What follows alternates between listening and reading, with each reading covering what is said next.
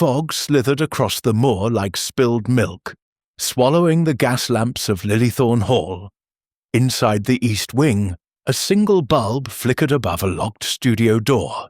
The maid's scream shattered the silence at 3:17 a.m.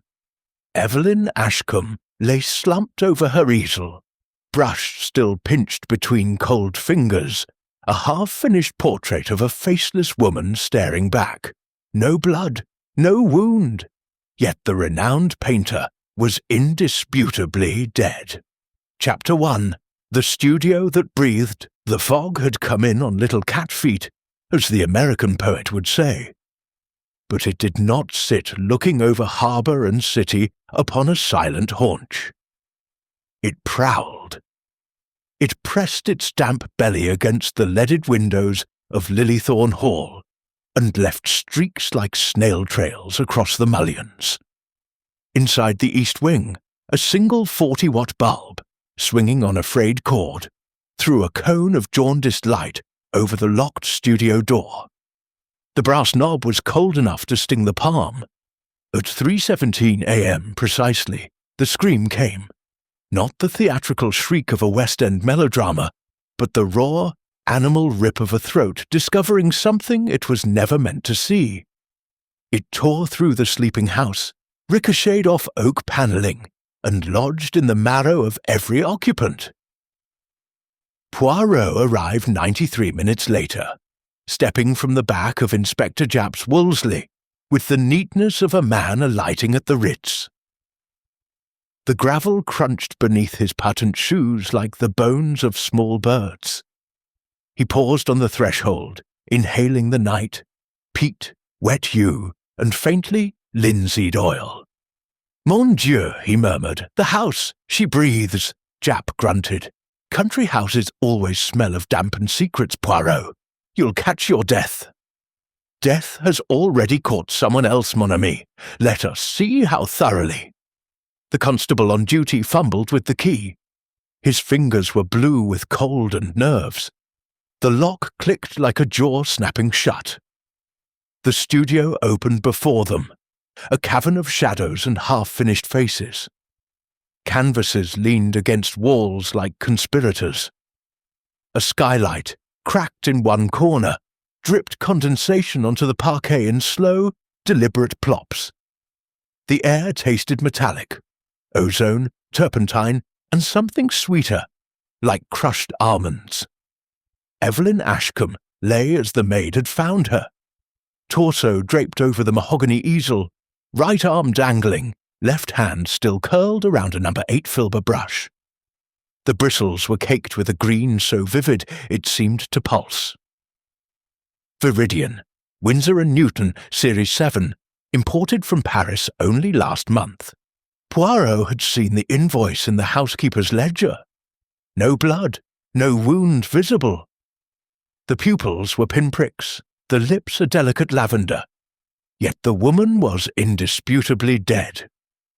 Poirot knelt, the hem of his overcoat pooled like spilled ink. He did not touch the body, he observed. "Regardez," he whispered.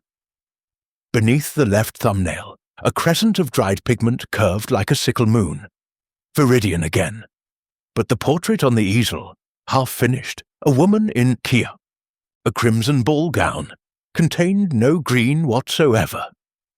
The palette beside the corpse held only cadmium red, flake white, and a wormy coil of raw umber. Japp cleared his throat. Poison? Possibly, but observe the eyes, Inspector.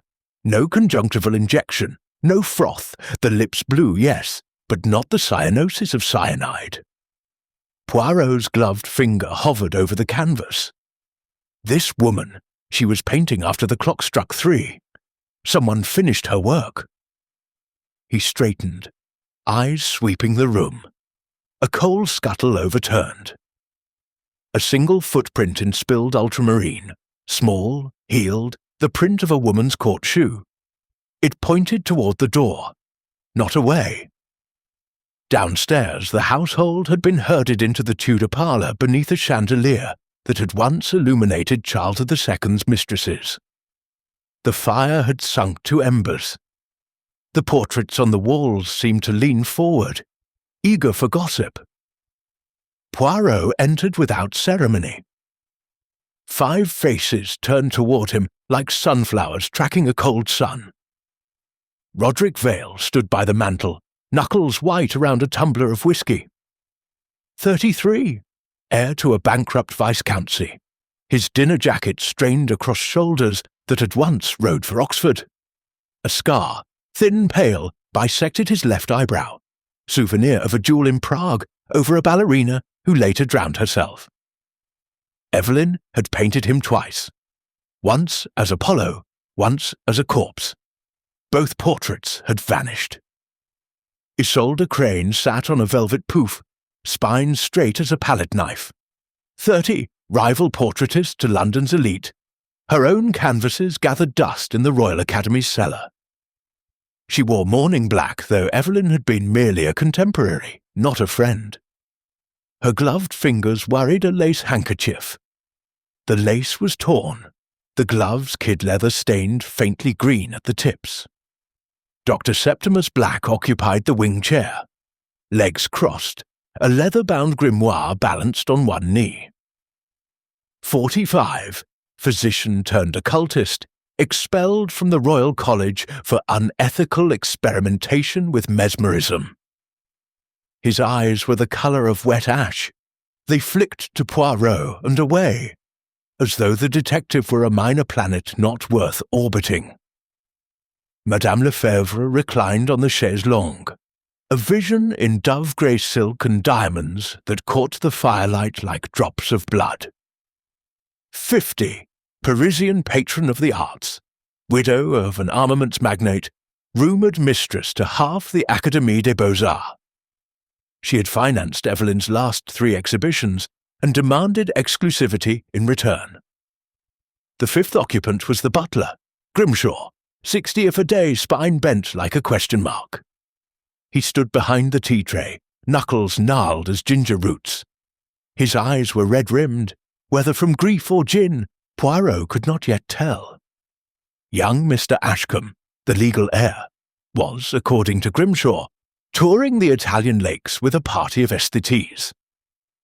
The telegram confirming this lay on the salver, postmarked 3 days prior.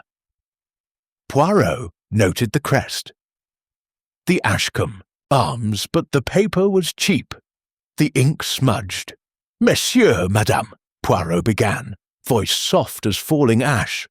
"We are all suspects in the theatre of the absurd. Let us begin with the props." He moved to the fireplace.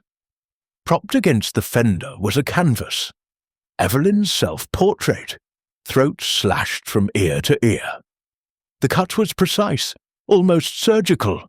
The canvas fibres parted as cleanly as flesh. The paint around the wound was still tacky, alizarin crimson mixed with stand oil, painted after death. Isolde Crane made a small sound, half sob, half laugh. She always said her best work would be posthumous. Roderick Vale drained his glass. "Evelyn promised me a loan against my inheritance, £10,000 to settle my debts at White's. She reneged. I'd have throttled her myself, but someone beat me to it." His voice cracked on the last word. Whether rage or grief, Poirot filed it away. Madame Lefebvre lifted a monocle to her eye. Ma chère Evelyn was temperamental. She threatened to expose my arrangements with certain married patrons unless I increased her stipend. I refused. Artists must learn discipline. Dr. Black closed his grimoire with a soft thud. Miss Ashcombe consulted me professionally. Nightmares. She painted what she saw in trance. Portraits that moved. I recorded her sessions. He produced a wax cylinder from his waistcoat pocket, brown and sinister as a preserved finger. Poirot's moustaches bristled. "You will play this for me, Doctor." But first, he crossed to the window. The fog had thickened. The yew trees beyond were mere suggestions of trees. On the sill lay a scrap of paper, torn from a sketchbook. charcoal words in Evelyn's looping hand. "Forgive me, the colours lie." The ink was fresh. Iron gall, still faintly purple. Too fresh for a woman dead 3 hours. Japp, who had followed Poirot downstairs, whispered, "Suicide note? Non." Observed the pressure of the pen, hesitant, then sudden, a forger's tremor, and the paper. Poirot held it to the firelight. A watermark? Crane and Sons, Bond Street, Isolde Crane's personal stationery. Isolde's gloved hand flew to her throat. I use that paper for correspondence. Anyone could have taken a sheet." Poirot smiled, small and sharp. "Anyone with access to your studio, mademoiselle, which I believe includes the entire household." A floorboard creaked overhead. Slow, deliberate. The chandelier trembled. Crystals chimed like distant bells. Japp reached for his whistle. "Someone's still up there." Poirot raised a hand. "Patience, Inspector! The house! She breathes! Let us listen to her lungs." He ascended the main staircase, Japp at his heels. The creaking ceased. On the landing, a draught carried the scent of violets. Evelyn's perfume, après l'onde, discontinued since the war. The studio door stood ajar. Candlelight flickered within, painting the corridor walls with leaping shadows. Poirot pushed the door with one finger. It swung inward without a sound. Inside, Isolde Crane, alone. She knelt before the easel, gloved fingers tracing the faceless woman in crimson. Real tears streaked her rouge, carving pale channels through the powder. "You mourn her?" Poirot asked, voice soft as thistledown. Isolde did not startle. "She was better," she whispered. "I poisoned her brushes with belladonna. Slow, artistic death. A pinprick in the ferrule, nightshade distilled in absinthe. She would fade like a watercolour in rain. But this," she touched the viridian smear on the palette. "This green came after I left her gasping at midnight." Poirot noted the tremor in her wrist. Truth or performance? He stepped closer. The candle guttered, throwing her shadow across the ceiling like a crucified saint. In the corridor, Roderick Vale lurked, reeking of whiskey and turpentine. His shadow merged with Isolde's, a brief eclipse. "Evelyn promised me the loan," he snarled, voice thick. Then she laughed. "Said my face belonged in a debtor's prison, not on canvas." I came to confront her at 2. The door was locked. I heard brushing, steady, rhythmic like a heartbeat. Poirot's eyes narrowed. "You heard painting, monsieur?" "At 2 a.m., after the lady was supposedly poisoned." Vale's scar whitened. "I thought she was mocking me. I left." Poirot retrieved the torn suicide note from his pocket, unfolded it beneath the candle. The ink had begun to feather as though the paper itself wept. "Someone returned to this room after death," he said. "Someone with a key. Someone who finished the portrait, planted the note, and painted with a pigment that glows like foxfire." He knelt again beside the corpse. Beneath the easel, a single drop of viridian had fallen, untouched by dust. It shimmered, wet, the skylight above rattled. A rope, silk, crimson, the exact shade of the ball gown in the portrait, dangled through the cracked pane, swaying, though no wind stirred the fog outside. Chapter 2. The Portrait That Wept. The gloved hand hung in the air like a marionette, cut from its strings, wrist limp, fingers curled as though cradling an invisible sable brush. Viridian paint dripped from the tip of the index finger. Plop, plop, plop, onto the parquet in perfect measured beats. 1, 2, 3. Poirot did not flinch. He had seen hands appear from nowhere before. In the false bottom of a magician's trunk in Antwerp, in the confessional grille of a Brussels cathedral. but never dripping with pigment that glowed like liquid malachite under the skylight's wan dawn. Jap's whistle shrilled. "Hands where I can see 'em!" The hand obeyed. It uncurled, a palm up, revealing a perfect crescent of dried viridian beneath the thumbnail, identical to the fleck beneath Evelyn Ashcombe's own nail. Then, with the grace of a dying swan, it withdrew upward through the cracked skylight and vanished. The rope followed, snaking after it like a scarlet serpent, leaving only a smear of green on the sill. Silence. Poirot exhaled through his nose. "The house! She is full of surprises! Inspector, your men, seal the roof, and the chimneys, and the priest's hole behind the library chimney, if you please." Jap was already shouting orders. Boots thundered. Somewhere a maid fainted. The sound was muffled like a sack of flour hitting carpet. Poirot knelt beneath the skylight. The paint on the floor had formed a perfect circle, 8 inches across. He touched it with a gloved fingertip, still tacky, warm. He brought it to his nose, linseed, turpentine, and something metallic, copper. Viridian was copper, ace to arsenite. Poison in its pure form. He straightened. Isolde Crane still knelt by the easel, tears drying on her cheeks like salt trails on a windowpane. "You said you poisoned her brushes with belladonna," Poirot murmured. "Yet this green is arsenic, not nightshade. Explain, mademoiselle." Isolde's voice was a threat. I lied. About the belladonna. I wanted to ruin her, yes. I soaked her hog bristles in absinthe laced with laudanum, enough to make her hands shake, her colours blur.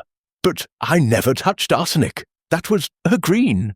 She ordered it special from Paris. Said it was for the eyes of the faceless woman. Poirot's gaze flicked to the portrait. The woman in crimson now had eyes.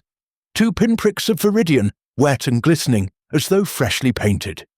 They had not been there 10 minutes ago. He stepped closer. The eyes blinked. Isolde screamed. Poirot did not. He leaned in until his breath fogged the canvas. The eyes were not painted. They were photographic. Tiny albumen prints, no larger than lentils, glued to the canvas and overpainted with a single stroke of viridian glaze.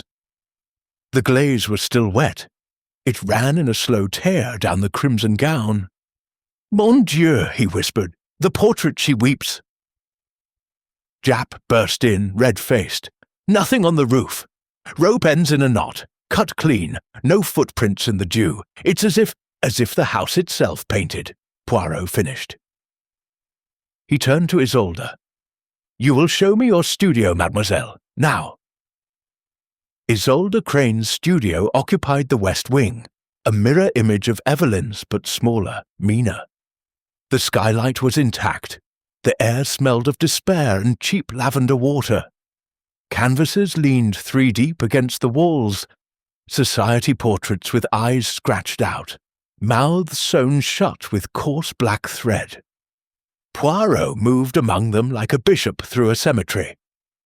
He paused at a half-finished study of Madame Lefebvre, throat slashed in vermilion, the paint still wet. "You practice your rival's death?" he asked mildly. Isolde's hands fluttered. "Catharsis, nothing more." On the workbench, a jar of viridian pigment, lid sealed, dust thick, untouched for weeks. Beside it, a bottle of essence of almond, cyanide photographic grade, half empty. Poirot lifted it to stew. "The light.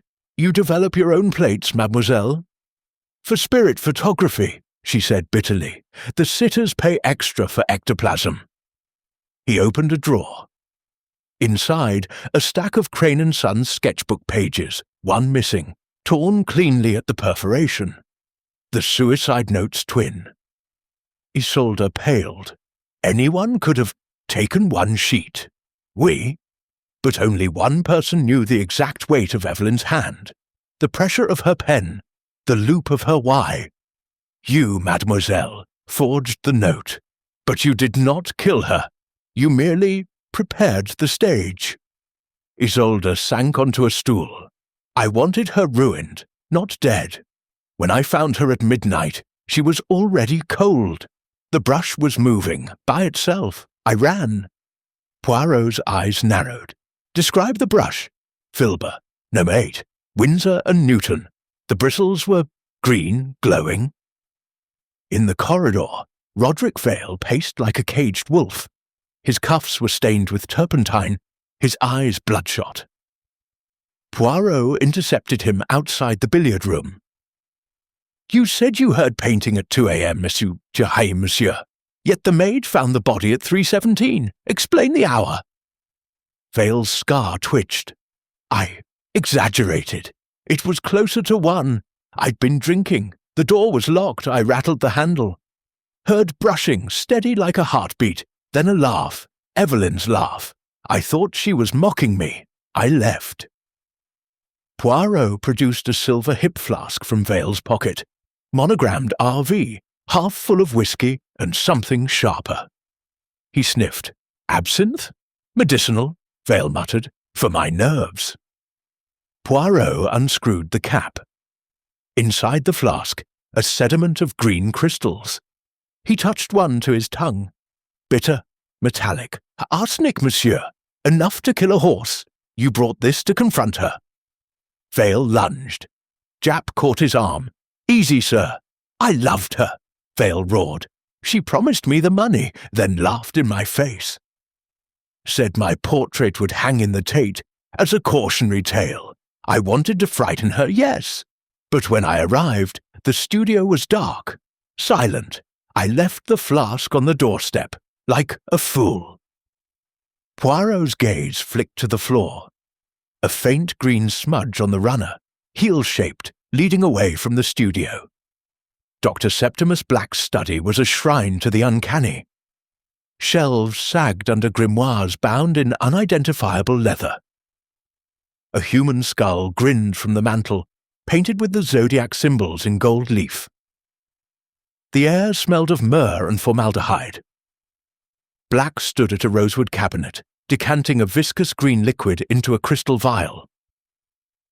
Absinthe? Poirot inquired. Elixir of Viridian, Black corrected. Distilled with wormwood and copper salts. Induces trance. Evelyn drank it before painting. Said it let her see the sitters' souls. He produced the wax cylinder from the parlour. Listen. Poirot placed it on the phonograph. The needle scratched. Evelyn's voice, distorted, echoing. The green devours the soul. The brush lies. The eyes follow me. The recording ended in a scream that was not human. Black's eyes gleamed. She painted what she saw in the void. Portraits that moved. I have proof. He opened a drawer. Inside, a stack of photographic plates. Poirot lifted one to the light. Evelyn, alive at 3:05 a.m., time stamped in the corner. She stood before the easel, brush in hand, eyes rolled back to the whites. Behind her, a shadow, tall, faceless, holding a rope. The camera never lies, Black said. Poirot turned the plate.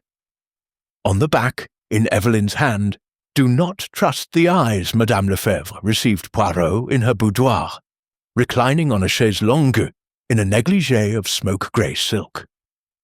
A gramophone played Debussy. The needle skipped on a scratch. Ma chère Evelyn was a genius, she purred, but geniuses are expensive. She demanded 20,000 francs for the faceless woman, my rival's wife. I refused. She threatened to paint her with my lover's face in the background. Scandal. Poirot examined her ledger. A withdrawal, 10,000 francs, cash, to RV, initials matching Roderick Vale. Blackmail? He asked. Insurance, she corrected, against her tongue. In the margin, a doodle, a tiny brush dripping green. Beneath, in iron gall ink, visible only under ultraviolet light Poirot had borrowed from Japp's forensic kit. I mixed the green with her blood. Lefebvre's smile did not waver. An artist's fancy. That night, Poirot set his trap. He left the forged suicide note on the hall table, ink still wet. He stationed Japp behind the arras with a stopwatch. At 2:17 a.m., footsteps, soft, deliberate. A gloved hand reached for the note. Poirot stepped from the shadows. "Bonsoir, Madame Lefebvre." She froze, the note pinched between manicured fingers. "You returned to the studio after death," Poirot said. "You finished the portrait to establish a timeline. You planted the note, but you did not count on the child." Lefebvre's eyes widened. "Child?" Poirot gestured. Japp pulled back the arras. Behind it, a small door, hidden in the panelling, stood ajar. Barefoot prints in Viridian led inside. "The house has lungs," Poirot said, "and a heart, beating in the walls." From the darkness beyond the door, a child's voice, high, clear. "The colours don't lie, Monsieur Poirot, but the grown-ups do." Chapter 3. The Doctor's Cabinet of Curiosities. The child's voice hung in the air like a single violin note after the orchestra has fled the pit. High, sexless, ageless. It came from everywhere and nowhere, threading through the wainscoting, seeping from the cornices, dripping from the chandelier crystals like meltwater. Poirot did not move.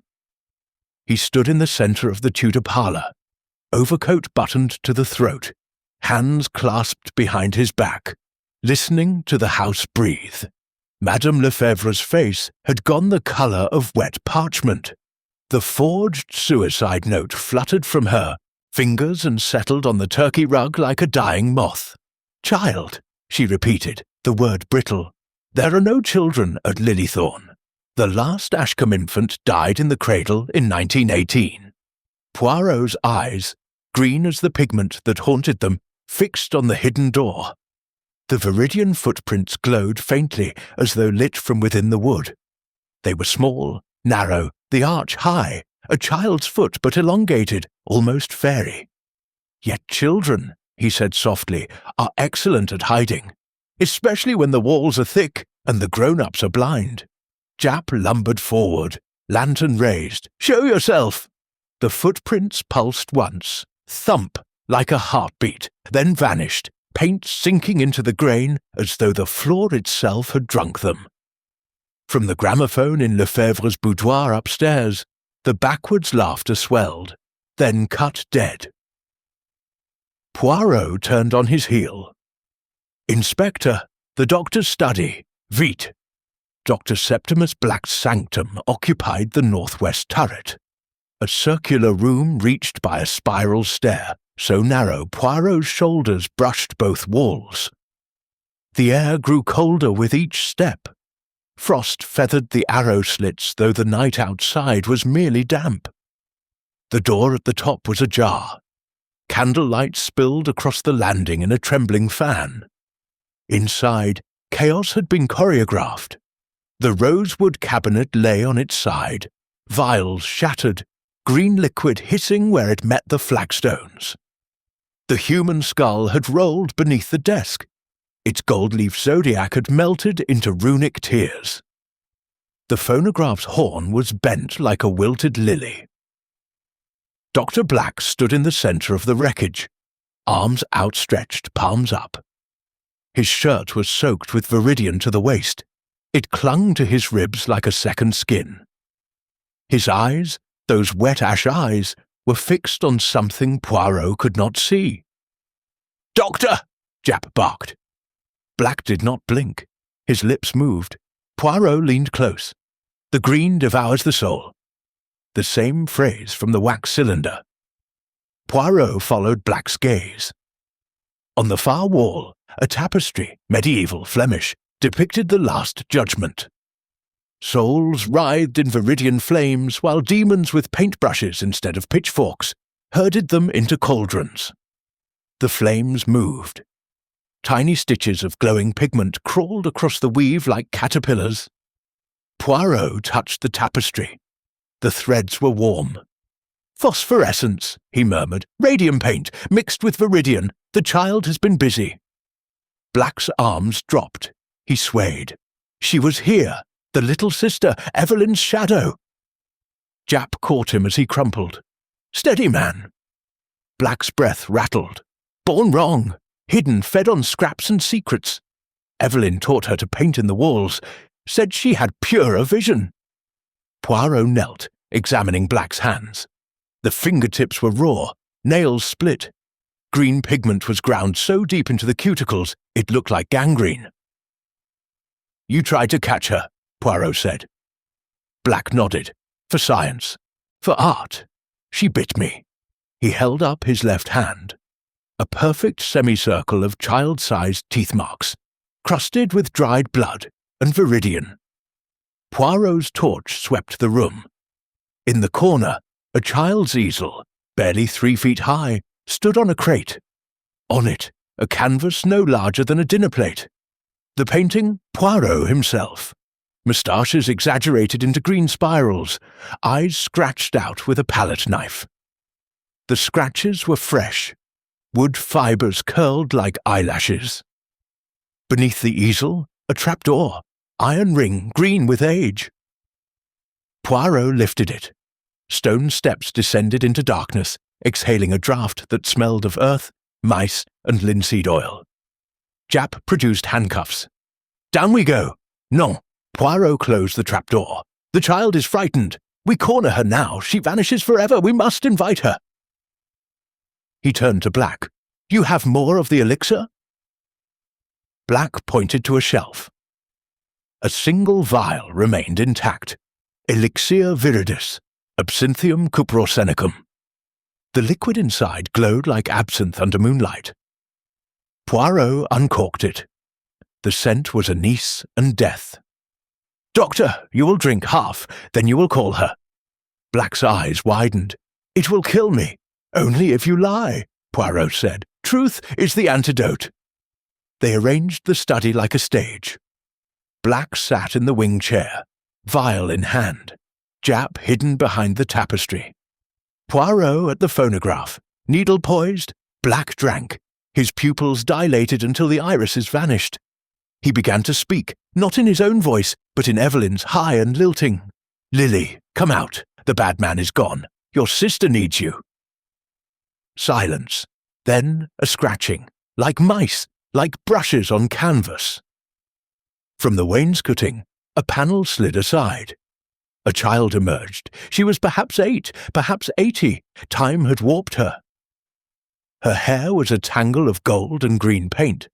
Her smock, once white, was a map of every pigment in the house. Her feet were bare, soles black with grime and viridian. In her left hand, a number 8 filbert brush, bristles glowing. She looked at Black with Evelyn's eyes. "You hurt her," she said. Her voice was the one from the walls. Black wept. "I wanted to study you to make you famous." The child tilted her head. "Famous is a cage." She stepped forward. The brush rose. Poirot moved. He caught her wrist, gently, as one catches a bird. "Non, petite. No more blood tonight." The child looked up. Her eyes were viridian, entirely. No whites, no pupils, just green. "You see me," she whispered. "Evelyn said you would." She pressed something into Poirot's hand. A locket, heart-shaped, tarnished silver. Inside, a miniature portrait of Evelyn at 16, and beside her, a smaller girl, deformed, one shoulder higher than the other, but smiling. On the back, engraved E&L, 1918. "Lily," Poirot said. "Your name is Lily." She nodded. "Lilythorn, like the house." Jap emerged, cuffs ready. Poirot waved him back. The child sat on the crate, legs swinging. Madam came at midnight. With the rope, Evelyn was painting the faceless lady. Madam said, "Finish it, or I finish you." Evelyn laughed. Said the lady's face was Madam's rival, her lover's wife. Madam wrapped the rope around Evelyn's neck, Tight, tight. Evelyn dropped the brush. It rolled under the easel. Madame dragged her to the easel, propped her up, took the brush, painted the eyes, green like mine. Then she left. I came out. I finished the dress, crimson, like blood. I wanted Evelyn to look pretty for the morning. Black groaned. I found the body at 3. The maid screamed. I sent her for tea. I moved the rope, hid it in the chimney. I thought suicide, better for the house. Lily pointed at him. You took her locket. You wanted to sell her soul. Black lunged for the trapdoor. Japp tackled him. Poirot knelt before Lily. The portraits that moved? Your work? She nodded. Glowworms. I crush them. Mix with oxgall. Makes eyes shine. I wanted them to watch the bad people. And Dr. Black? He caught me. Put me in a box. Said he'd cut me open to find the green. I bit him. Ran. Poirot stood. The pieces clicked like the gears of a pocket watch. Madame Lefebvre, motive, jealousy, blackmail, opportunity, duplicate key, method, garrote, cauterized wound, staged painting. Lily, witness, avenger, artist. Black, opportunist, liar, thief of lockets, but one piece missing. The rope, Poirot said. Where is it now? Lily pointed to the tapestry, behind the flames. Japp lifted the heavy weave. There, the crimson rope, coiled like a sleeping adder. Knotted in the middle, hangman's knot but modified, a painter's knot, used to stretch canvas. Poirot unwound it. At the end, a single viridian handprint, adult, gloved. Madame's, he said, but the child added her own touch. Lily smiled. Her teeth were green. Downstairs, the parlour fire had died. The portraits on the walls had changed. Every face now had viridian eyes. They followed Poirot as he entered. Madame Lefebvre stood by the window, silhouetted against the fog. She held the forged suicide note, now burning in the grate. You are too late, little man, she said. The child is a ghost story. The rope, imagination. Evelyn killed herself in despair. Poirot smiled. No, madame. Despair does not paint with arsenic after death, nor does it leave footprints in glowworm juice. He produced the locket, opened it. Lefebvre's composure cracked. Where did you— From the child you tried to erase. Lilythorn Ashcombe, Evelyn's sister, hidden since birth. Your rival's wife, the faceless woman, was to be painted with Lily's deformity, exposure, ruin. You strangled Evelyn to silence her. Lefebvre backed toward the door. Prove it. Poirot held up the rope. Fibers match the crimson silk of your dressing gown. The knot, your signature, from mounting your own canvases in Paris. Oh, the handprint. He turned the rope. Under ultraviolet, the print glowed. Monsieur Lefebvre, 1924. Lefebvre lunged for the French windows. Japp caught her. As the cuffs clicked, Lily appeared in the doorway, barefoot, brush in hand. The colours don't lie, she said. She touched the burning note with the brush. The flames turned green. Chapter 4. The Patron's Ledger. The feather drifted upward through the ceiling as though the house itself exhaled it. Crimson, wet, impossibly light. It passed through plaster and lath without resistance, leaving a faint smear of alizarin on the parlour's gilded cornice. Poirot watched it vanish with the stillness of a cat observing a bird that has forgotten how to fly. Madame Lefebvre's wrists were already ringed in steel, yet her eyes, those pale Parisian blues, followed the feather with something close to hunger. Superstition, she sneered, though her voice trembled like a cracked bell. A parlour trick. The child is ventriloquism and phosphorus. Poirot inclined his head. We shall see, madame, but first your ledger. He crossed to the escritoire where Lefebvre had been burning evidence. The suicide note had become a lace of ash, but the ledger, bound in Moroccan leather, clasp broken, lay open like a gutted fish. Pages fluttered in a draft that had no source. Japp stood guard over Lefebvre, cuffs glinting. Dr. Black sat slumped in the wing chair, wrists bound with Japp's handkerchief, the viridian stain on his shirt now the colour of dried moss. Lily, small, silent, barefoot, perched on the fender swinging her legs. The No. 8 filbert brush rested across her knees like a sleeping cat. Poirot turned the ledger toward the firelight. The entries were meticulous, written in violet ink that smelled faintly of orris root. Poirot's finger paused at the final entry. In the margin, a doodle, a tiny brush dripping viridian. Beneath it, in iron gall ink, visible only when tilted to the flame, the green is her blood. Let it dry. Lefebvre laughed, a sound like breaking crystal. An artist's flourish, nothing more. Poirot closed the ledger. Artists, madame, do not sign their flourishes with monograms. He tapped the doodle. Beneath the viridian drop, a microscopic MLF had been etched with a mapping pen. He turned to Lily. Petite, you were in the walls when madame wrote this? Lily nodded. She sat at the desk, cried, said Evelyn would ruin her, said the faceless woman was madame's lover's wife, Lady Letitia Vale, said if Evelyn painted her true, the scandal would drown them all. Roderick Vale, who had been silent in the corner, whiskey glass forgotten, made a strangled sound. Letitia, my wife? Evelyn promised the portrait would be anonymous. Poirot's moustaches twitched.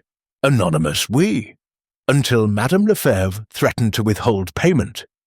Then Evelyn threatened to paint Lady Letitia's face, with the birthmark on her throat that only intimate eyes have seen.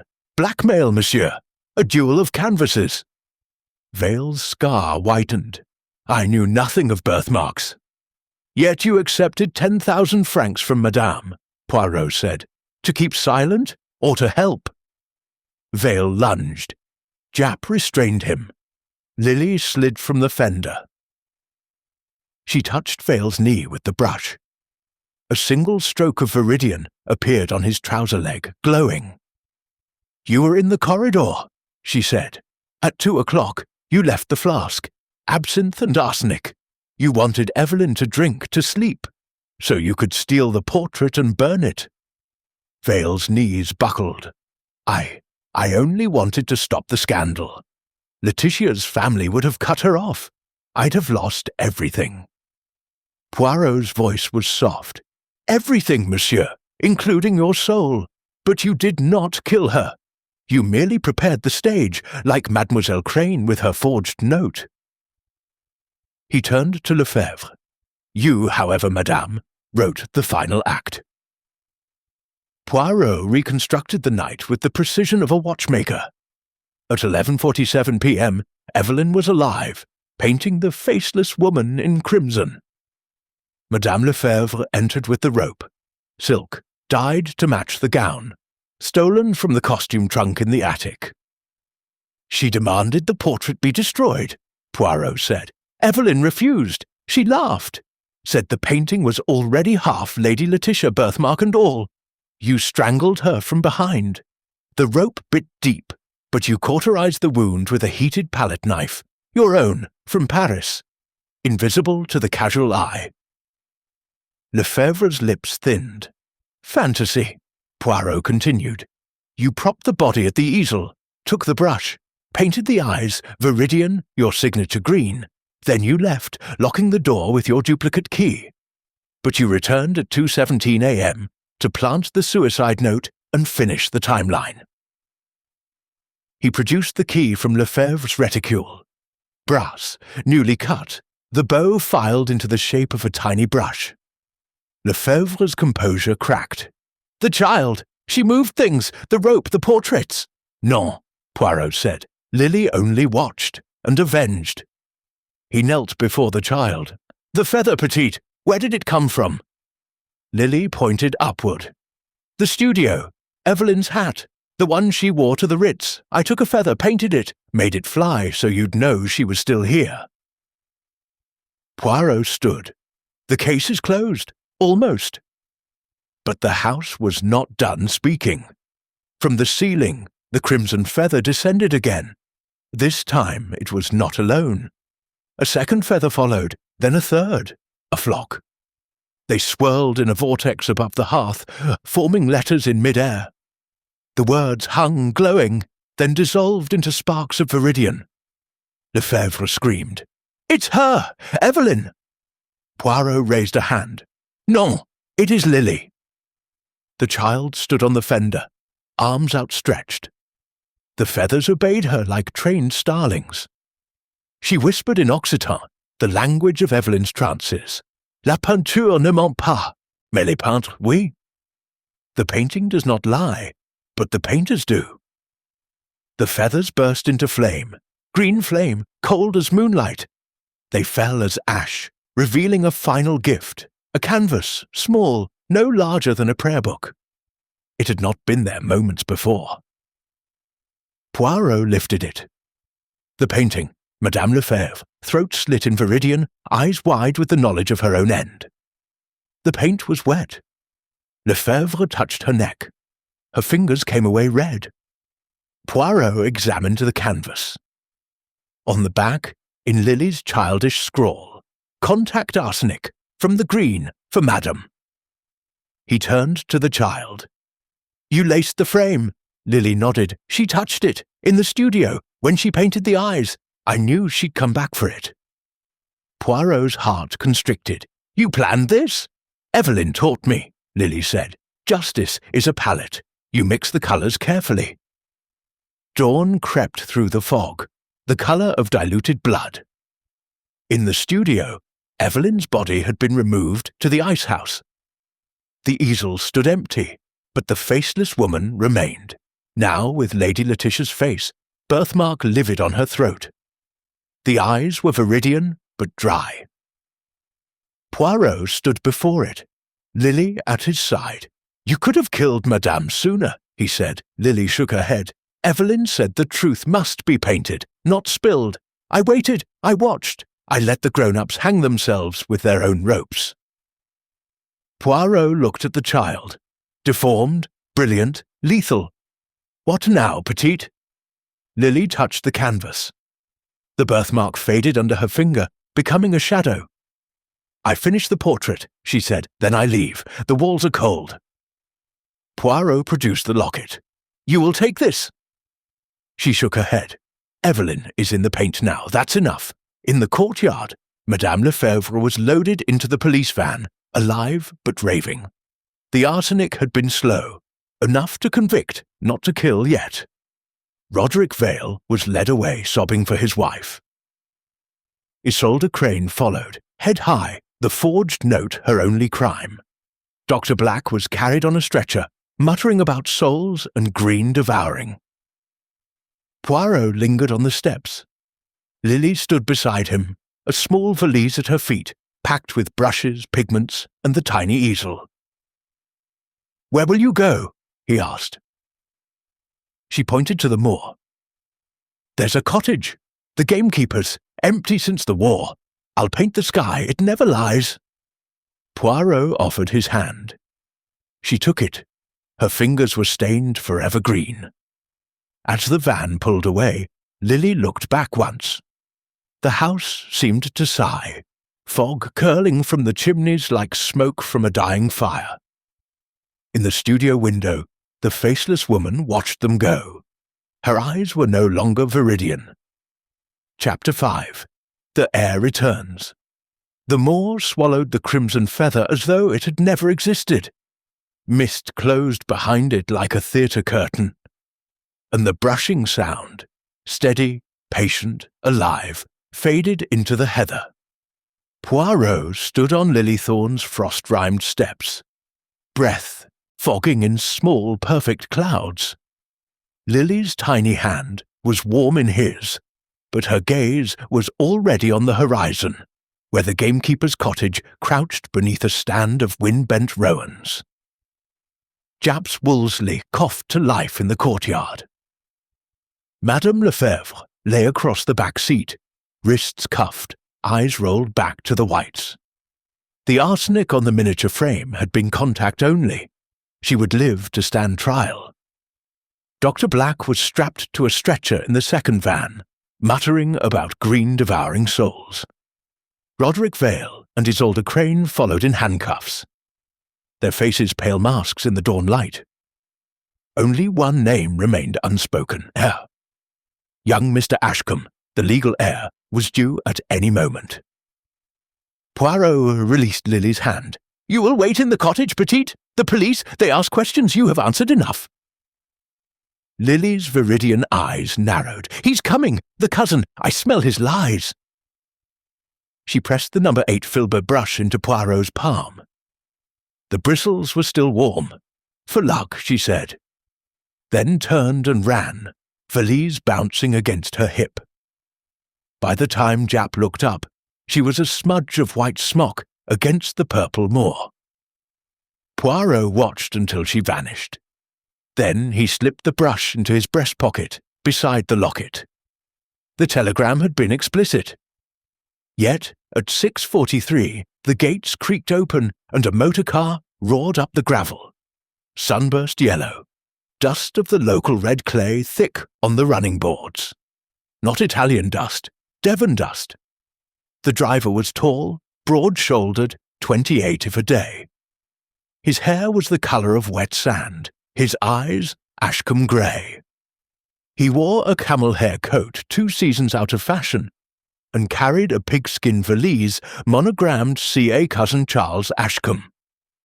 He strode across the courtyard as though he owned it, which, legally, he now did. "Monsieur Poirot!" His voice was public school hearty, but the smile did not reach the eyes. "Heard you've had a spot of bother. Aunt Evelyn, tragic, simply tragic." Poirot inclined his head. "Monsieur Ashcombe, your alibi places you in Florence. Yet the dust on your motor," he brushed a finger across the wing, held it up, red as fresh liver, "is local. Explain." Charles's smile faltered. "Detoured through Devon to collect family papers. The Italian lakes were damp." Japp emerged from the house, notebook in hand. "Papers, eh? We'll need to see those. And the logbook from the ferry at Dover." Charles's jaw tightened. "Of course. But first, my aunt's body. I insist on viewing it." Poirot's moustaches bristled. "You insist? The ice house is no place for sentiment, monsieur. Come, we talk in the library." The library smelled of vellum and dry rot. Portraits of long-dead Ashcombes glared down. Admirals, dowagers, one bishop with a face like a disappointed haddock. Charles paced before the fireplace, hands clasped behind his back. "I was in Italy," he began, "when the telegram came. Aunt Evelyn's death, suicide, they said. I caught the first train. Arrived Dover yesterday noon, drove through the night." Poirot sat in a wing chair, legs crossed, fingers steepled. Yesterday noon. Yet the telegram was sent 3 days ago. And the postmark, he produced the flimsy from his pocket, is Lilythorn village, not Florence. Charles stopped pacing. "A clerk's error. No. Observe the watermark, local paper, and the ink, iron gall, same as the forged suicide note. You wrote it yourself, monsieur, to establish distance." Charles's laugh was thin. "Why would I fake my own absence?" Poirot leaned forward. "Because you were here, in the house, at 3:05 a.m., when the photographic plate shows Evelyn alive, painting. You took that plate, monsieur, in the cellar darkroom." He gestured. Japp wheeled in a tea trolley. On it, the stack of photographic plates from Black's study.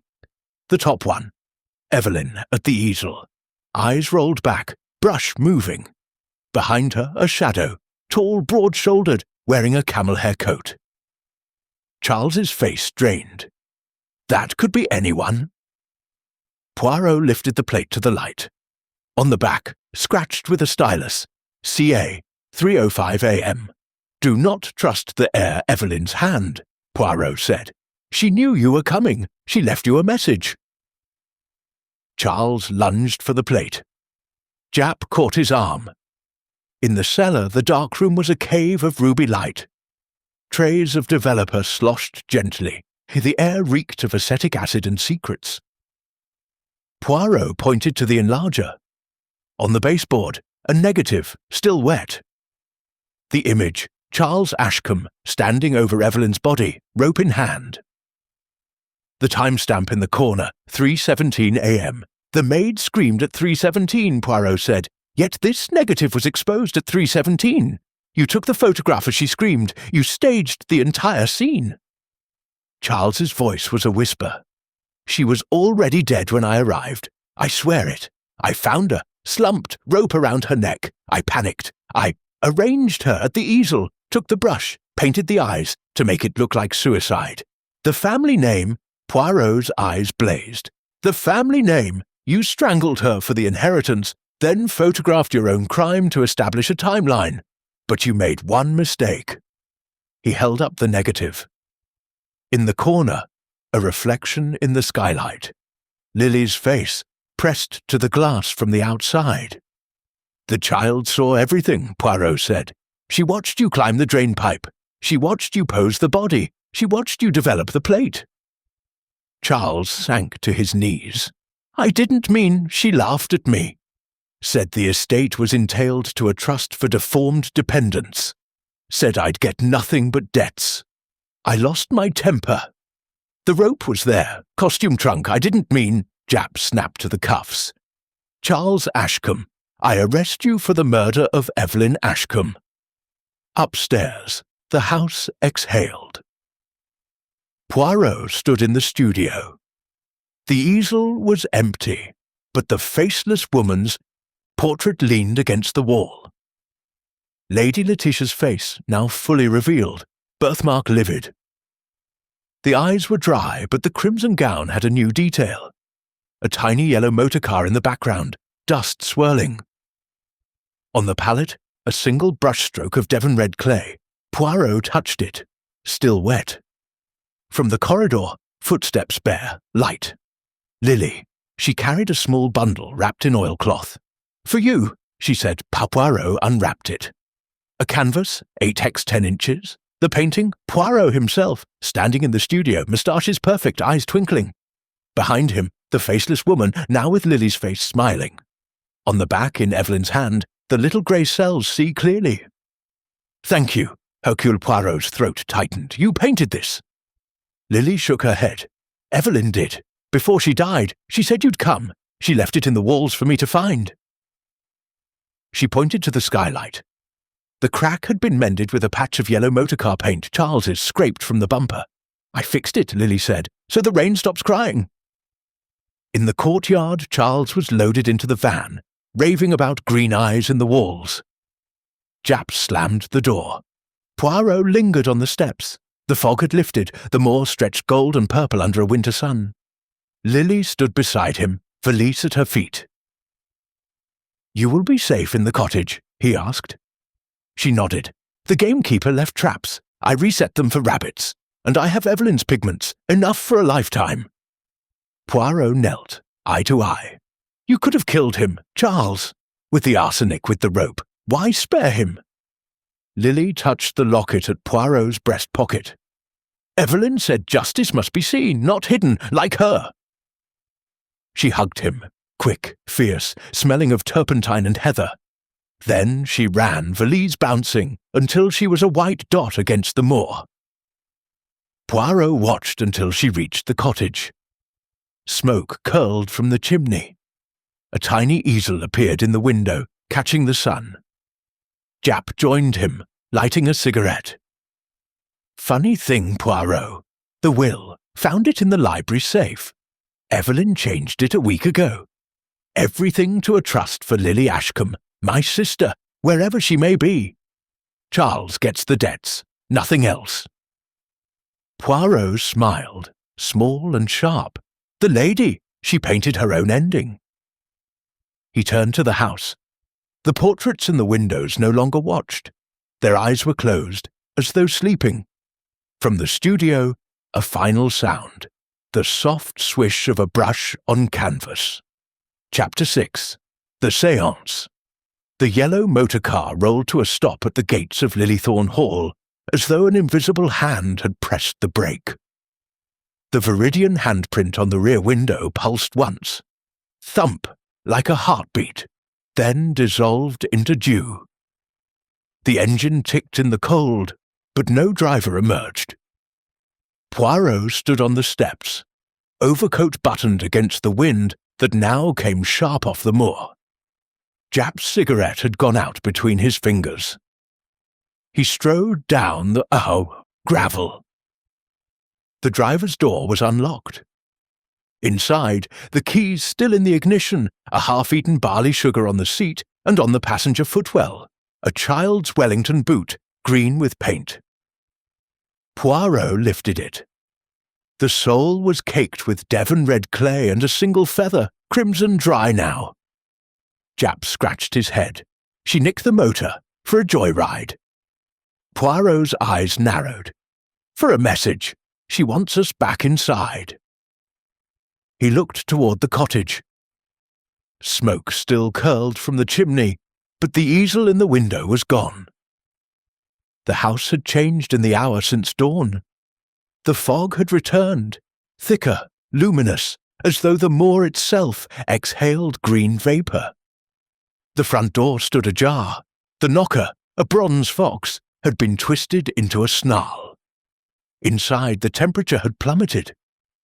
The grandfather clock in the hall had stopped at 3:17 a.m., the exact minute of Evelyn's death. Its pendulum hung motionless, yet the air vibrated with a low, rhythmic swish, swish. Poirot led the way, Japp behind with lantern raised. The sound came from the Tudor parlour. The room was transformed. The chandelier had been lowered. Candles guttered in every sconce, flames viridian. The portraits on the walls, Ashcombe ancestors, had been turned face down. In their place, fresh canvases, still wet, leaning against the wainscoting. Each showed a scene from the murder. And in every canvas, a pair of viridian eyes watched from the corner. Lilies, at the centre of the room. A round table draped in black velvet. On it, a planchette, a wax cylinder, and the number 8 filbert brush, bristles glowing. Dr. Septimus Black stood beside the table, wrists uncuffed, shirt cleaned of viridian but eyes wild. Japp had released him pending formal charges. The man had insisted on one final experiment. To contact Evelyn, Black said, voice trembling with zeal. The elixir opened the veil. The child, she's the conduit. Poirot's moustaches bristled. You would exploit her again, Docteur. Black's smile was thin. Science, Monsieur Poirot, not exploitation. Japp growled. You're under arrest, Black, sit. But Poirot raised a hand. Let him speak, the house wishes a séance. We oblige. They took their places. Poirot at the head. Japp to his right, revolver on his lap. Black opposite, fingers twitching. The table was small, their knees touched beneath the velvet. Black placed the wax cylinder on a portable phonograph. Evelyn's final trance, he said, recorded the night she died. He cranked the handle. The needle scratched. Evelyn's voice, distorted, layered. The green devours the soul. The brush lies. Lily, finish it. The planchette jerked. Black's eyes rolled back. Spirit, we summon Evelyn Ashcombe. The candles flared. The temperature dropped further. Frost feathered the windows. The planchette moved, slow, deliberate. Japp snorted. Ideomotor effect, you're pushing it, Black. But Black's hands were flat on the table, trembling. The planchette spelled again. Poirot leaned forward. Ask the spirit, who held the rope? The planchette spun. Black gasped. Lefebvre! But she's in custody. The phonograph needle lifted. The cylinder spun backward. Evelyn's scream became laughter, high, childish. From the wainscoting, a panel slid aside. Lily emerged barefoot, smock streaked with fresh pigment. In her arms, the miniature portrait of Madame Lefebvre, throat slit, eyes wide. She placed it on the table. "Evelyn's not here," she said, "but I am." Black lunged. "The conduit!" Japp caught his collar. "Sit down!" Lily ignored them. She touched the planchette. It spelled without her fingers. She lifted the number 8 filbert. The bristles glowed brighter. "This brush," she said, "painted after Evelyn died. I watched Charles do it. I watched Madame do it. I watched you, Dr. Black, try to steal her soul." Black's face crumpled. "I only wanted to cage me," Lily finished, "like Evelyn, like the portraits." She dipped the brush in a jar of viridian, glowing, viscous. Poirot's voice was soft. "Petite, no more blood." Lily smiled. "No blood, just truth." She painted a single stroke across the tablecloth. The viridian spread, forming words. The air hid the rope. Japp frowned. "We have the rope, in evidence." Lily shook her head. "That was Madame's. Charles had another." She pointed to the fireplace. The andirons had been moved. Behind them, a second rope, crimson, knotted, stained with Devon clay. Poirot lifted it. The fibres matched Charles's camel hair coat. "Charles practiced," Lily said, "in the cellar on a mannequin. I watched from the dumbwaiter. He wanted the knot perfect." Black whimpered. I helped him, for science. He said if Evelyn died, the estate would fund my research. I gave him the key to the studio." Japp cuffed him again. "Conspiracy to murder. You're done, Black." The candles flared higher. Lily stepped back. The portraits on the walls began to move. In the first canvas, Madame Lefebvre's rope tightened. In the second, Charles's camera flashed. In the third, Black's hands reached for the locket. The viridian eyes in each corner blinked in unison. Poirot stood. "Enough, Lily. The dead do not testify." But Lily's eyes were viridian entirely. "They do if I paint them." She touched the miniature of Lefebvre. The painted throat slit widened, paint ran like blood. From the corridor, a scream, real, human. Japp bolted. Poirot followed. In the hall, Madame Lefebvre stood, wrists free, a constable unconscious at her feet. She held a letter opener, crimson with blood. "I'm innocent," she shrieked. "The child! She framed me!" Behind her, the grandfather clock struck 3:17. Impossible, frozen. Lily appeared at the top of the stairs, brush in hand. "You strangled Evelyn," she said. "I watched. I painted the walls, remember." Lefebvre lunged up the stairs. Poirot moved faster. He caught her wrist, twisted. The letter opener clattered. Japp cuffed her again. "Attempted escape! Assault! You're racking up charges, madame!" Lefebvre spat. "The child's a monster!" Lily descended, slow, regal. "Monsters are made, madam. You made me." She touched Lefebvre's cheek with the brush. A single stroke of viridian appeared, glowing. Lefebvre screamed as though burned. In the parlour, the séance table had become a shrine. The wax cylinder spun on its own. Evelyn's voice, clear now. "Lily, finish it."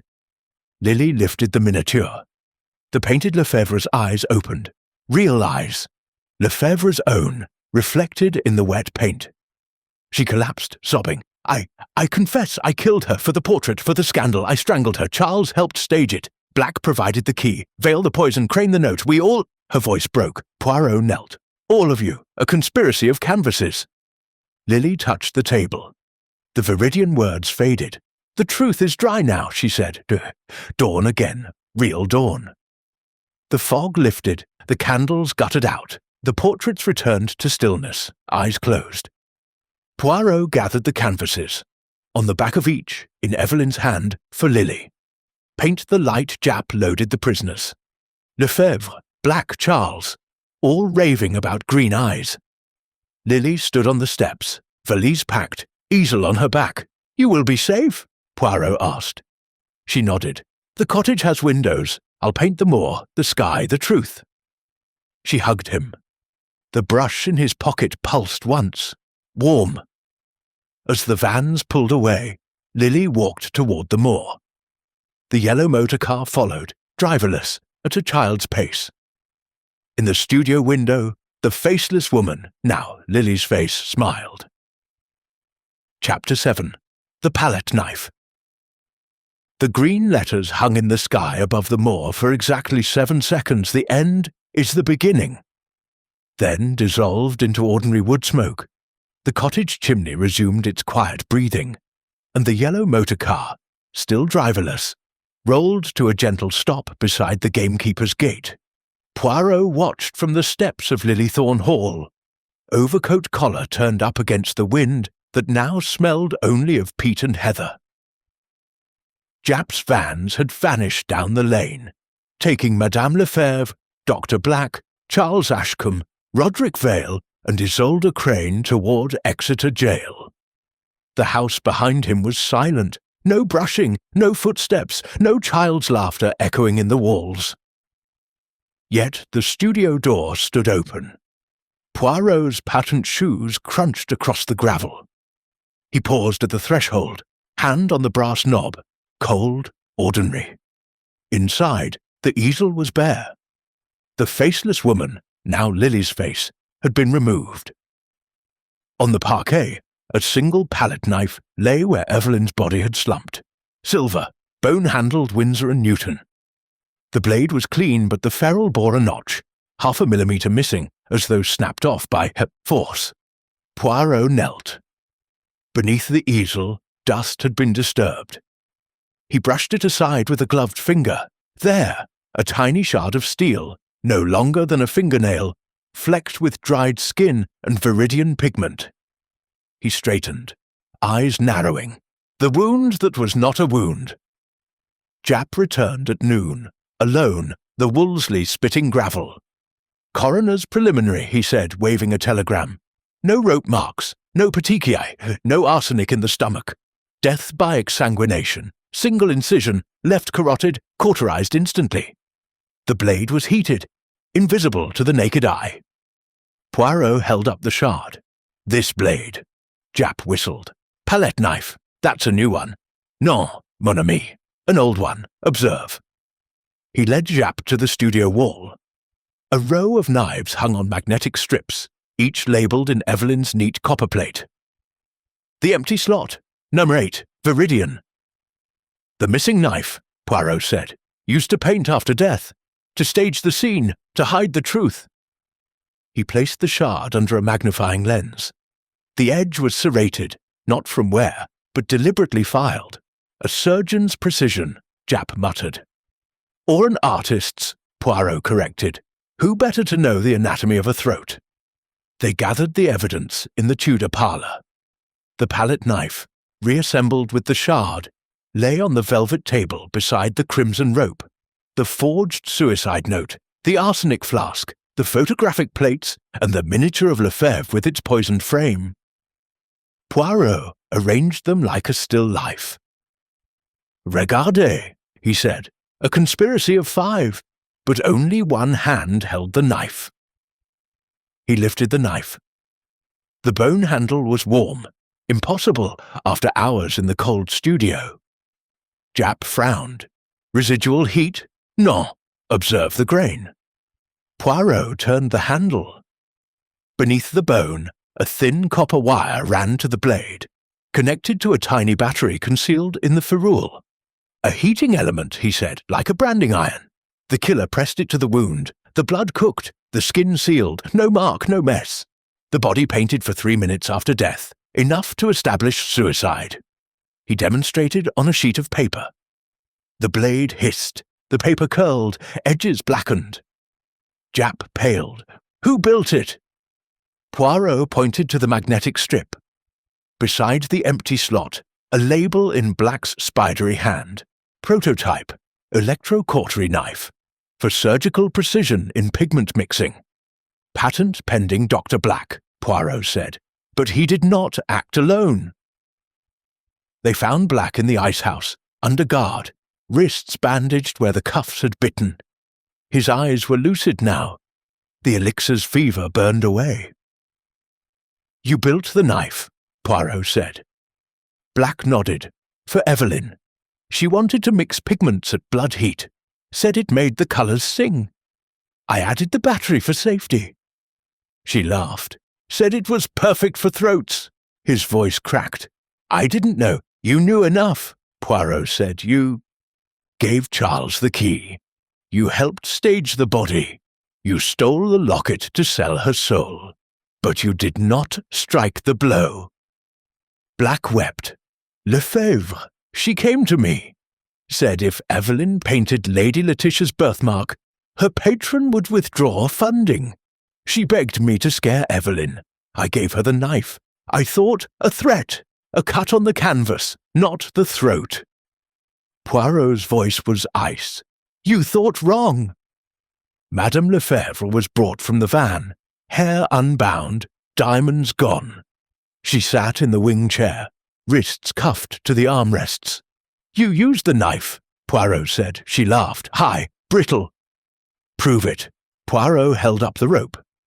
"Fibers match your dressing gown." He held up the key. "Duplicate, cut by you." He held up the ledger. "Your monogram in the margin." Then he held up the palette knife.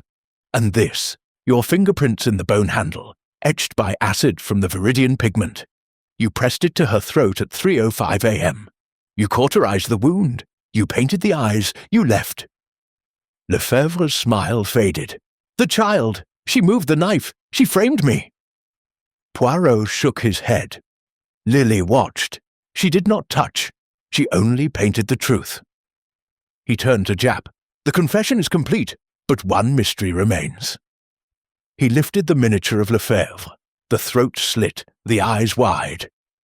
"This canvas," he said, "painted after her arrest, by whose hand?" They returned to the studio at dusk. The easel was no longer bare. A new canvas stood upon it, large, 30x40 inches. The painting, the parlour séance, every figure in place. Poirot at the head, Japp with revolver. Black trembling, Lefebvre cuffed. And in the centre Lily, brush in hand, eyes viridian, painting the scene as it happened. The paint was wet. Poirot touched it. The viridian was warm, pulsing. From the walls, a whisper, "Finish it!" Lily stepped from the shadows beside the skylight. She wore Evelyn's painting smock, too large, sleeves rolled. In her hand, the number 8 filbert, bristles glowing. "You came back," Poirot said. She nodded. The truth needed one more stroke. She touched the canvas. The painted Lily lifted her brush, and in the real studio, Lily's arm moved in perfect synchrony, met her. Japp's jaw dropped. "She's painting herself, painting herself." Poirot's grey cells sparked. "A feedback loop. The child has learned to paint time." Lily smiled. "Evelyn taught me. The green remembers." She stepped back. The canvas was complete. In the corner, a date, 27th, the October, 1925, 6:17 p.m., the exact minute. Poirot knelt before her. "Petite, this is dangerous. You could trap yourself." Lily shook her head. "I'm leaving. The cottage, the moor, the sky, but first—" She lifted the palette knife. The blade glowed red-hot. "For Charles," she said. "He practiced on the mannequin. I watched, I learned." She pressed the blade to the canvas. The painted Charles screamed, a sound that came from the walls, not the paint. The canvas burned. Green flames, cold. When the smoke cleared, the painting was gone. Only ash remained, shaped like a child's handprint. Poirot and Japp stood in the courtyard. The house was dark, windows blind. Lily walked toward the moor, easel on her back, valise in hand. The yellow motor car followed, headlights off, rolling at a child's pace. At the gate, she paused, turned, waved the brush. The studio light flickered on, once, twice, then off, forever, epilogue in the parlour. Poirot packed the evidence, the palette knife, now cold, the rope, the ledger, the locket. On the table, a final gift, the painting, Poirot, Japp, and Lily on the steps at dusk. Behind them, Lilythorn Hall, windows glowing viridian but the door open. On the back, in Evelyn's hand, Justice is a palette, mix carefully. EA, and beneath, in Lily's childish scrawl, the end is the beginning. L.A. Poirot smiled. He tucked the canvas into his valise. The brushing had stopped. Chapter 8. The Second Victim. The stars over the moor were sharp as palette knives, but the light in the gamekeeper's cottage burned steady, viridian, impossible, a single eye in the darkness. Poirot stood at the gate of Lilythorn Hall, valise in hand, the small canvas of himself, Japp, and Lily tucked beneath his arm. Japp's Wolseley idled behind him, exhaust curling like cigarette smoke. "We should check on the child," Japp said, nodding toward the cottage. "That light, it ain't natural." Poirot's moustaches bristled. "No, mon ami, Lily has painted her freedom. We disturb her now. We cage her again." Yet his eyes lingered on the cottage. The easel in the window was no longer blank. A figure took shape, tall, stooped, wearing a familiar leather apron. Dr. Septimus Black. Poirot's pulse quickened. Unless the painting calls us back. He strode toward the moor. Japp followed, grumbling. The cottage door was ajar. The smell hit first. Myrrh, formaldehyde, and beneath it, copper, blood. Inside, the single room was a studio now. Canvases leaned 3 deep against the walls. Moorland skies, rabbits in moonlight, Lily's tiny handprints in every corner. The viridian lamp was a jam jar filled with glowworms, their light pulsing like a heartbeat. On the easel, Dr. Black, throat slit, eyes wide, arranged in the chapel pose from the slashed self-portrait. The paint was wet, but Black was in custody. Poirot knelt. The floorboards were warm. Beneath the easel, a trapdoor, newly cut, hinges oiled. He lifted it. Stone steps descended into blackness. Japp drew his revolver. Down we go! The cellar was not a cellar. It was the chapel crypt, accessed by a passage Lily had painted into existence. Walls brushed with phosphorescent pigment, glowing like a vein of emerald. At the centre, an altar of canvases. Dr. Black lay upon it, throat slit ear to ear, blood drained into a silver bowl. His leather apron was arranged like a shroud. In his right hand, the electrocautery palette knife, blade cold now. Japp swore. He was in the van, cuffed. Poirot examined the wound. Left-handed, clean, the carotid severed, but the blood cooked at the edges, cauterized. The child's work, he whispered. On the wall, a fresco, still wet. Lily, standing over Black, brush in one hand, knife in the other. Her eyes viridian, glowing. Beneath, he tried to cage. 2. October 1925. Poirot's grey cells raced. She painted him here, last night, before we left. Japp checked his pocket watch. The van left at 6:45 p.m. Black was alive, ranting about green souls. Guard swears he never left the bench. Poirot lifted Black's left hand. The cuff was intact, but the wrist beneath, slashed, healed, painted over with flesh-tone pigment. "Illusion," Poirot said. "Lily painted a double, a golem of paint and wax. The guard saw what she wanted him to see." They searched the crypt. Behind the altar, a crate of Black's grimoires, the human skull, now painted with Lily's face, smiling. In the corner, a mannequin, throat slit, camel hair coat draped over it. Charles's practice dummy. Poirot opened the dummy's coat. Inside, a wax cylinder still warm. He carried it upstairs. The cottage phonograph, Evelyn's old one, waited on the table. He cranked the handle. Black's voice, calm, sane.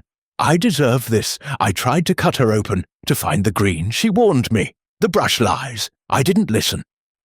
Then Lily's voice, layered, "Justice is a palette. Mix carefully. The needle scratched. Silence. Jap's face was grey. She planned it, from the beginning. Poirot nodded. She painted the future, Black's death, Charles's confession, Lefebvre's frame, every stroke. He looked at the easel. The painting of Black was dry now. The eyes had closed. Outside, the moor was silent. The yellow motor car waited by the gate, driver's door open. Poirot approached. On the seat, a child's Wellington boot, mate to the one in the motor. Inside, a note in Lily's scrawl. Gone to paint the sea.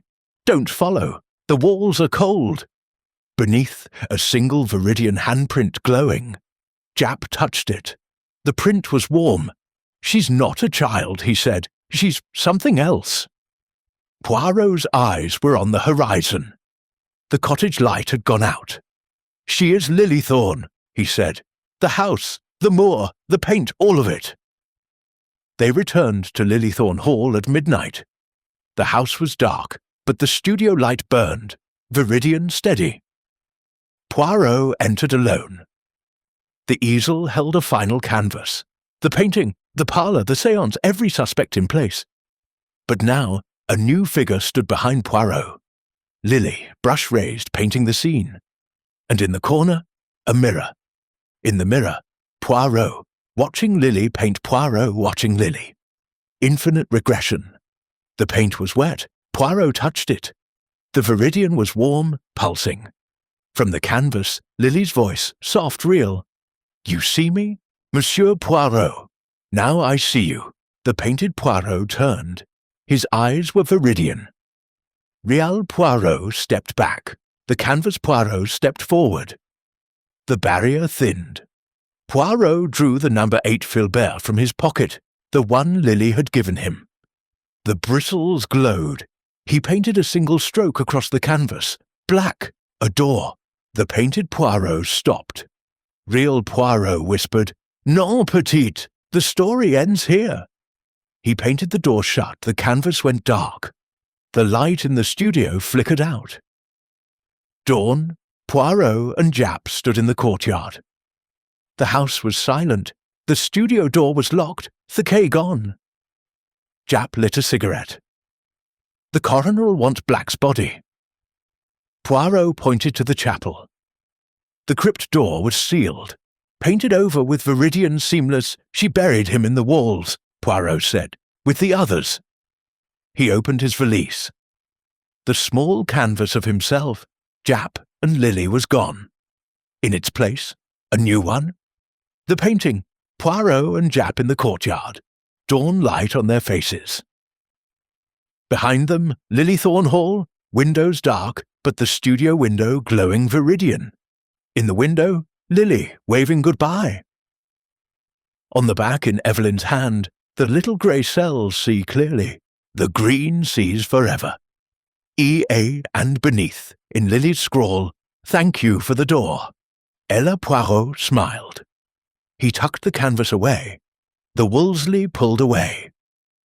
As they passed the cottage, the easel in the window held a new canvas, blank, waiting. The yellow motor car was gone. On the moor, a single set of barefoot prints led toward the sea. They ended at the cliff edge. Below, the waves crashed, green as viridian. Chapter 9. The Child in the Walls. The laughter rose from the cliff like a gull's cry, high, wild, and impossibly free. It curled over the moor, threaded through the heather, and slipped into the cracks of Lilythorn Hall, before the Wolseley had even turned the bend. Poirot sat in the passenger seat, valise on his lap, the small canvas of himself, Jap, and Lily pressed against his chest. The viridian glow from the cottage had vanished. The moor was ordinary again, purple and gold under a winter sun. Jap shifted gears. She's gone to the sea, then. Good riddance. Place gives me the creeps. Poirot did not answer. His eyes were on the rearview mirror. In it, the hall shrank, windows blind, but the studio skylight flashed once, viridian like a wink. The brush in his breast pocket pulsed. Warm. They reached the village at noon. The constable met them at the inn, cap in hand. "Beg pardon, sirs. The vans. Exeter never received 'em. Lefebvre black the lot. Vanished on the moor road. Tracks stop at the old stone bridge. No sign of struggle. Just gone." Japp's cigarette fell from his lips. Gone?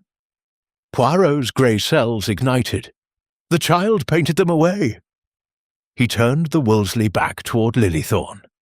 The hall stood as they had left it, but the front door was open wide. Inside, the air was thick with linseed and salt. The sour grandfather clock ticked again, 3:17 a.m., frozen no longer. Poirot entered the parlour. The séance table was bare. The canvases of the conspiracy are gone. In their place, a single sheet of Crane & Sons paper, pinned by the number 8 Filbert brush. The note, in Lily's scrawl, "Come to the nursery." The walls remember Japp drew his revolver. "Trap!" Poirot shook his head. "Truth!" The nursery was hidden behind the library chimney. A priest's hole widened into a child's kingdom.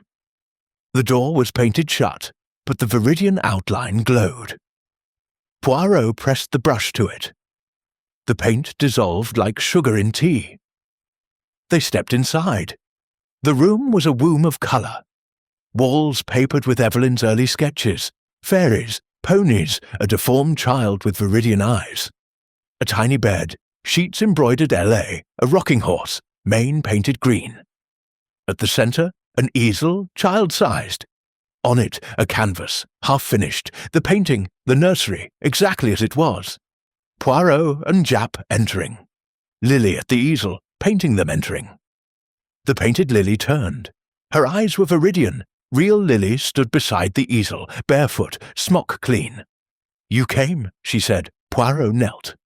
"Petite, the prisoners, painted away," she finished. "Into the walls, with black with Evelyn. They're quiet now." She touched the canvas. The painted prisoners appeared in the corner. Lefebvre, Charles, Black Veil, Crane, tiny, trapped in a viridian cage. Japp's revolver wavered. "You can't." "I can," Lily said. "Evelyn taught me. The green remembers. The walls hold." She lifted a locket. Evelyn's, the one Black had stolen. Inside, a miniature of Lily at birth, deformed shoulder, but smiling. "Mamma hid me," she said I was a sin. Evelyn said I was a miracle. She fed me pigments, taught me to paint what I saw. The truth." Poirot's voice was soft. "And the sea?" Lily smiled. "A lie. To keep you safe. The sea washes paint away. I stay." She led them to the wall. A panel slid aside. Behind, a corridor, narrow, painted with scenes from the murder. Each scene glowed. At the end, a door, viridian. Lily opened it. The studio, but not the studio. The easel held the faceless woman, now complete. Lady Letitia's face, birthmark livid, but the eyes were Lily's. On the floor, the prisoners life-sized, painted flat. Their mouths open in silent screams. Japp recoiled. "They're alive!" Lily shook her head. "Memories! The green holds them! They can't hurt anymore!" She touched Lefebvre's painted cheek. The figure shrank, became a child's doll. Poirot's heart constricted. "You could have killed them." "I did," Lily said, "in paint. Justice is cleaner."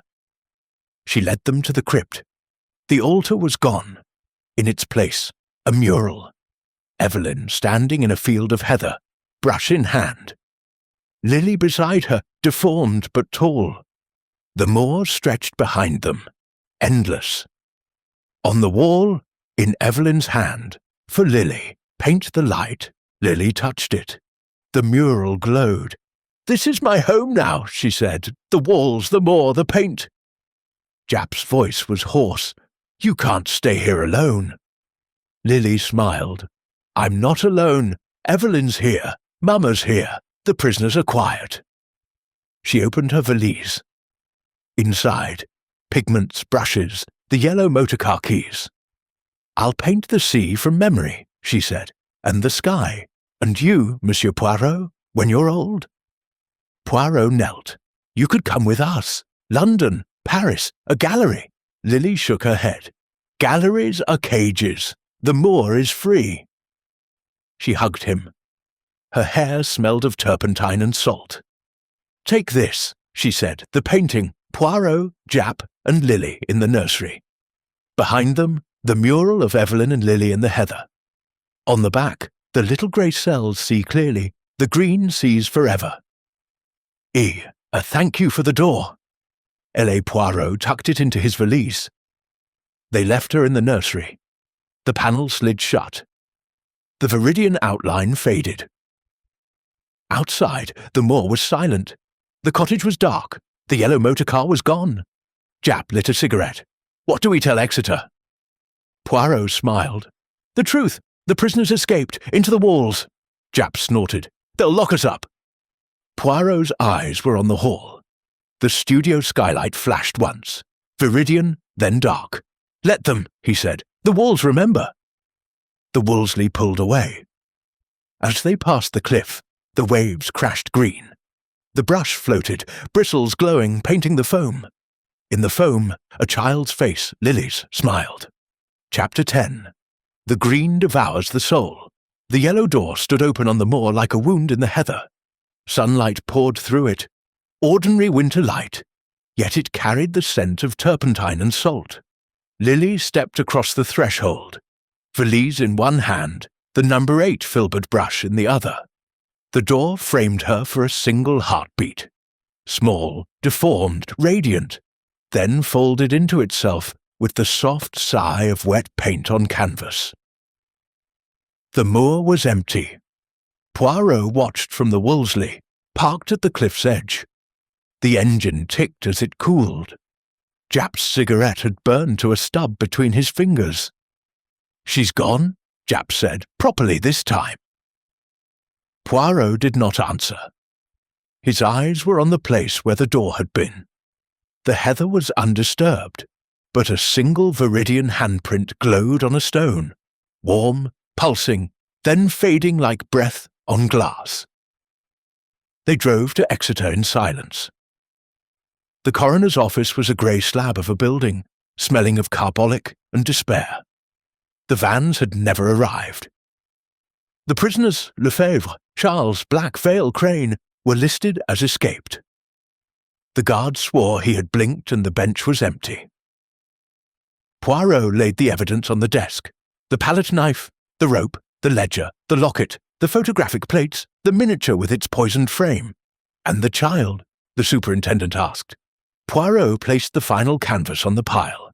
The shoe painting, Lily stepping through the yellow door. Behind her, Lilythorn Hall, windows dark, but the studio skylight glowing viridian. In the foreground, Poirot and Jap in the Wolseley, watching. On the back, in Evelyn's hand, the little grey cells see clearly. The green sees forever. A thank you for the door. L.A. The superintendent turned it over. The paint was dry. She's gone, Poirot said. Into the paint, into the light. Years passed. Poirot kept the canvas above his mantel in London. The viridian never faded. On quiet nights, the painted lily seemed to breathe. Jap retired to a cottage in Devon, near the moor. He never spoke of Lilythorn, but the moor remembered. A travelling circus came to the village below Lilythorn. The big top was yellow, sun-faded, patched with crimson. Children queued for the freak show. Inside, a single exhibit. A girl, 8 years old, or 80, stood on a pedestal. Her shoulder was deformed, her hair gold and green. She wore a white smock, streaked with pigment. In her hand, a brush. The barker's voice boomed, "Behold Lilythorn, the child who paints the future." The crowd gasped on an easel before her, a canvas, blank. She dipped the brush in viridian, painted a single stroke. The canvas showed the circus, the crowd, the barker. And in the corner, a man in a camel hair coat, Charles Ashcombe, older, scarred, eyes wide.